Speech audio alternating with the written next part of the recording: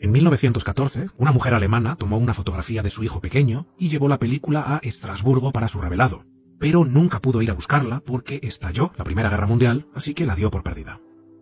2 años después, en 1916, la mujer compró una nueva película en Frankfurt, esta vez para fotografiar a su hija recién nacida. Cuando se reveló, descubrieron algo fascinante. La fotografía mostraba una doble exposición, y la imagen de abajo era la misma fotografía que le había tomado a su hijo en 1914. La vieja película nunca fue revelada y de alguna manera había vuelto a circular como si fuera nueva hasta que regresó a las manos de su dueña. El escritor Wilhelm von Scholz recopiló esta historia y muchas otras donde objetos perdidos o robados regresaban a sus dueños de las más extrañas formas, y llegó a la conclusión de que estos acontecimientos están dispuestos como si fueran el sueño de una conciencia mayor y más completa, que es incognoscible. Carl Jung se sentía fascinado por esas casualidades tan extraordinarias que no pueden ser simples coincidencias. Desde su juventud, cuando comenzó a estudiar los fenómenos del inconsciente colectivo, encontró sorprendentes conexiones o yuxtaposiciones que la racionalidad científica no podía explicar adecuadamente. Lo que encontré fueron coincidencias que estaban conectadas de manera tan significativa que su concurrencia casual representaría tal grado de improbabilidad que tendría que expresarse mediante una cifra astronómica. Curiosamente, fue Albert Einstein quien le ayudó a adentrarse en el estudio científico de estos eventos fortuitos, cuyo significado apunta hacia algo misterioso y trascendental, y comenzó a usar el término sincronicidad para referirse a ellos. El profesor Einstein fue mi invitado en varias ocasiones en las que cenamos juntos. En aquellos días, Einstein estaba desarrollando su teoría de la relatividad y fue él quien me hizo pensar por primera vez en una posible relatividad del tiempo y el espacio y su condicionalidad psíquica.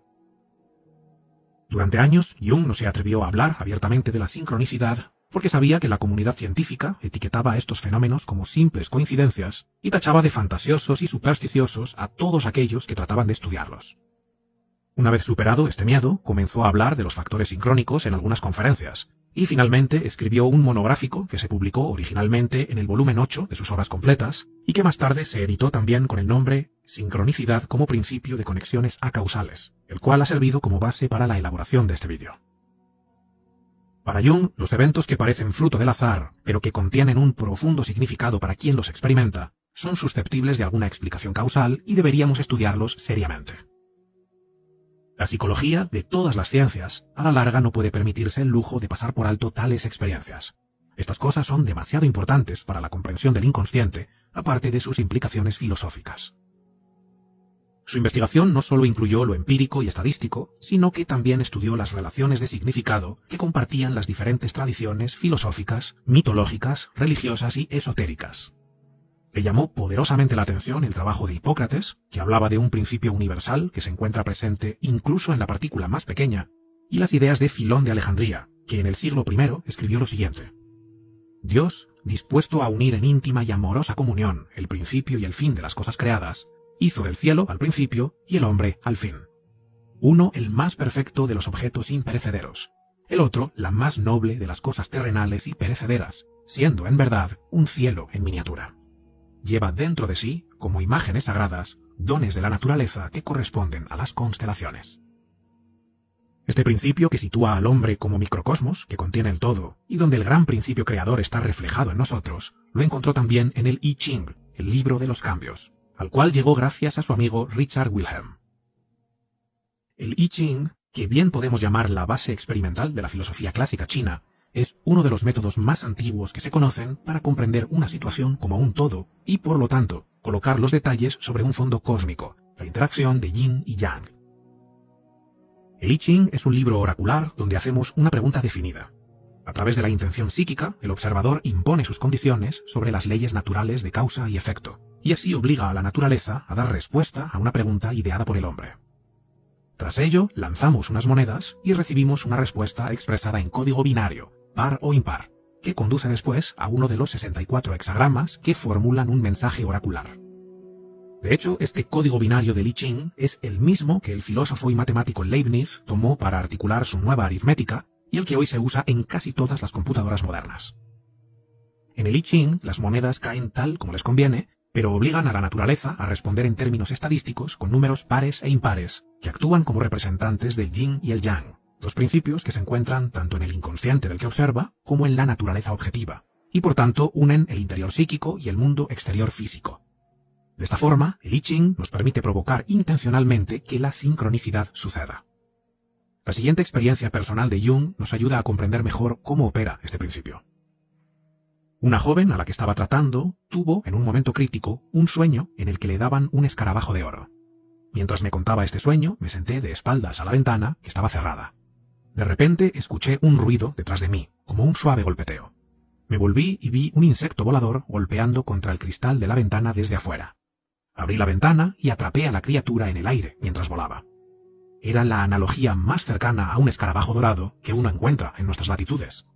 Un escarabajo Cetonia aurata, que contrariamente a sus hábitos naturales, evidentemente había sentido la necesidad de entrar en una habitación oscura en ese momento en particular. En esta experiencia, por un lado tenemos una imagen inconsciente que llega a la conciencia de su paciente a través de un sueño, y por otro lado una situación objetiva donde un escarabajo aparece inusualmente en el mismo momento en que ella relata su sueño.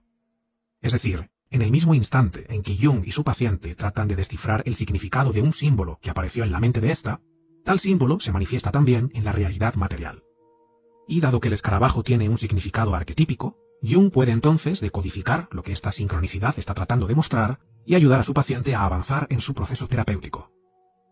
Por eso Jung defendía que los dos factores que definen a la sincronicidad son siempre una imagen o símbolo inconsciente que llega a la conciencia, ya sea directamente por una experiencia cotidiana o indirectamente en forma de sueño, idea o premonición, y una situación objetiva que coincide con ese contenido. Si estos dos factores no se dan, no estamos frente a una sincronicidad, sino frente a un mero sincronismo, una casualidad sin relevancia porque no posee ningún significado simbólico profundo y por lo tanto no ayuda de ninguna manera a que la conciencia se desarrolle. En el I Ching somos nosotros quienes, al hacer la pregunta, proporcionamos una imagen clara, que sería el primer factor, y la respuesta en código binario conecta nuestra conciencia con un hexagrama del libro que tiene un significado simbólicamente paralelo, revelando el segundo factor. El método del I Ching se basa en un principio conectivo de sincronicidad que a la mente occidental le cuesta comprender y aceptar, pero debemos recordar que la actitud racionalista de Occidente no es la única posible, y que actúa en muchos sentidos como un prejuicio y un sesgo que tal vez debería corregirse. Aunque no lleguemos a comprender su causa, los eventos sincrónicos están vinculados por un sentido profundo, y Jung creía que para encontrar una explicación científica deberíamos comenzar con una crítica de nuestros conceptos de espacio y tiempo. En sí mismos, el espacio y el tiempo son conceptos de origen esencialmente psíquico, creados por las necesidades intelectuales del observador. Entonces su relativización por las condiciones psíquicas ya no es motivo de asombro, sino que se sitúa dentro de los límites de la posibilidad. Para él, la sincronicidad es una especie de cuarto eje que debería agregarse a la tríada de espacio, tiempo y causalidad, convirtiéndose así en una tétrada, un cuaternio que representó de esta forma: espacio, tiempo, causalidad y sincronicidad. Y de este cuaternio se deriva lo siguiente. Arriba, en el lugar del espacio, tenemos la energía indestructible. Abajo, el continuo espacio-tiempo. A la izquierda, la conexión constante de la causalidad, donde se observa claramente la relación causa-efecto. Y a la derecha, en el lugar de la sincronicidad, tenemos la conexión cambiante a través de la contingencia, la equivalencia o el significado. Si es así, entonces debemos preguntarnos si la relación del alma y el cuerpo puede ser considerada desde este ángulo. Es decir, si la coordinación de los procesos psíquicos y físicos en un organismo vivo puede ser entendida como un fenómeno de sincronicidad. Una idea revolucionaria, sin duda, afirmar que el hombre en sí mismo es un fenómeno sincrónico. En todo caso, Jung, consciente de que la sincronicidad puede resultar abstracta e irrepresentable, afirmó lo siguiente al final de su obra. No considero estas declaraciones como una prueba final de mis puntos de vista, sino simplemente como una conclusión de premisas empíricas que me gustaría someter a la consideración de mi lector. Así pues, queda sujeto a tu consideración si debes dotar de significado esos fenómenos sincrónicos, cuya explicación parece escaparse del entendimiento, o si por el contrario eliges creer que el azar es solo azar, las casualidades son solo casualidades, y todo carece de significado. La elección es tuya.